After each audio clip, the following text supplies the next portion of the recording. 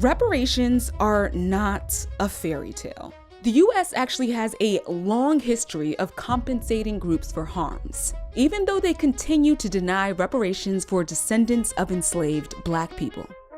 If everybody else, why not us? And that's anti-Black racism. Let's take a look at reparations. What side are you on? More specifically, who has gotten compensated and why the nation continues to deny the descendants of the enslaved.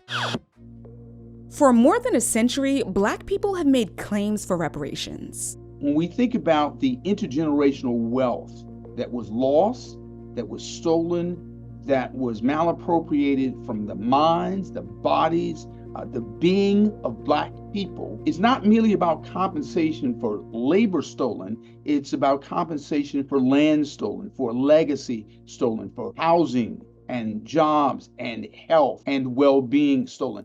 That's Cornell William Brooks. He is a professor at the Harvard Kennedy School, a former president of the NAACP, and a fourth-generation minister in the African Methodist Episcopal Church. The struggle for reparatory justice for slavery has had many faces throughout history. Among them was Callie House, who was a formerly enslaved woman. She's known as the foremother of the reparations movement. There was the late Congressman John Conyers, who introduced a bill to study reparations in 1989 called H.R. 40. We may create a different kind of reparations. And then there's Representative Sheila Jackson Lee, who became the sponsor on H.R. 40 after Conyers left Congress. Reconcile and heal. That's what the Commission to Study Slavery and Develop Reparation Proposals is. Each person, every time, was met with denial and resistance. We have to repay for harm to our brothers and our sisters. Awarding reparations is actually a normal practice in the United States. Here are just a few examples. Months before he issued the Emancipation Proclamation, then-President Abraham Lincoln authorized reparations for slaveholders in the District of Columbia, so long as they were loyal to the Union. They got up to $300 per enslaved person who had been freed. 5, 4, 3, 2, 1, fire. In the 1940s and 50s, the U.S. conducted nuclear tests in the Marshall Islands, which lasted nearly a decade. In the mid-1980s, the U.S. issued an apology for the testing and provided compensation for those affected.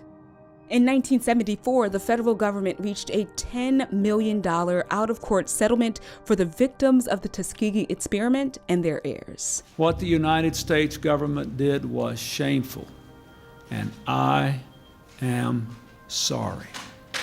Now, to be clear, this was not reparations for enslavement. This was due to the ethical violations and the depravity exhibited by doctors who duped the Black men who needed medical help. Not only do we have the expertise, we also have the resources, right? So all we need to do is get our government to be as brilliant, as innovative, as creative when it comes to racial harms as we've been with respect to non-racial harms. So if there's precedent for reparations, why continue to exclude Black descendants of enslaved people? What, if anything, is getting in the way of doing what's right? I think it has a lot to do with what I call the tension between perfect victims and imperfect victims. Perfect victims are those people who have been victimized by some injustice, who are deemed to be deserving, right?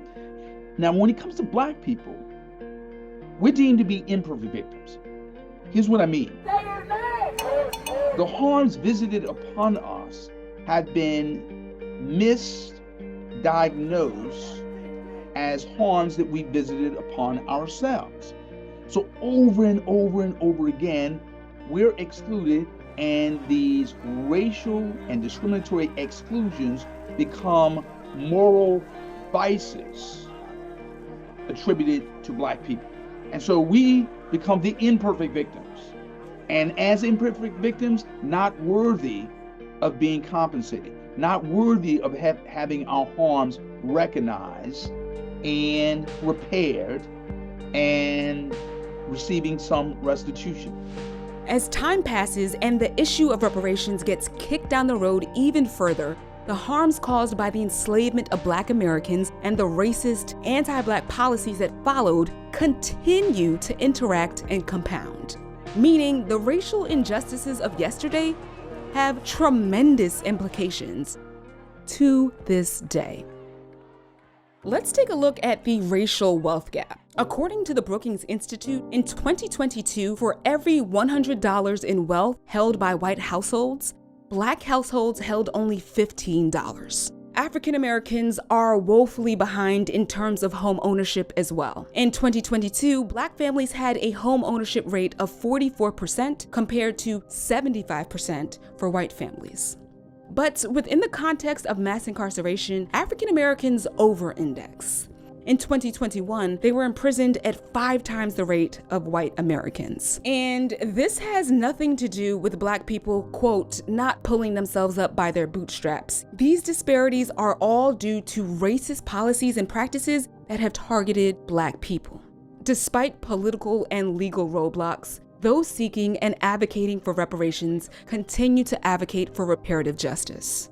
In 2014, author Ta-Nehisi Coates brought new life to the discussion about what's owed with his essay, The Case for Reparations, which was published in The Atlantic magazine. And 5 years after penning his article, Coates testified before Congress during a hearing on reparations. In H.R. 40, this body has a chance to both make good on its 2009 apology for enslavement and reject fair-weather patriotism. I not only believe that Black people will receive reparations in my lifetime, I'm confident of it.